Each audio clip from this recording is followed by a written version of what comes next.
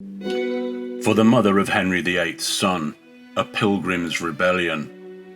Set in 1536, the king's men have arrived to shut down the monasteries, plunder possessions and seize the buildings for Henry VIII. The king's religious changes are ripping the heart out of England.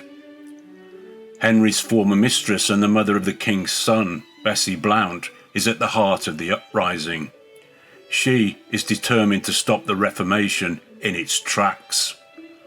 This is the Pilgrimage of Grace. Guy Kim is a Tudor entrepreneur, a self-made adventurer, and he will not allow the political and religious upheaval to distract him from his enterprises. He is undaunted and remains resolute in his ambition to use his new-made wealth to persuade Bess to be his wife. But Bess will not have him.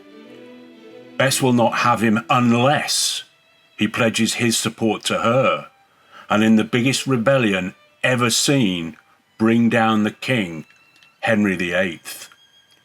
Who can survive a Pilgrim's rebellion?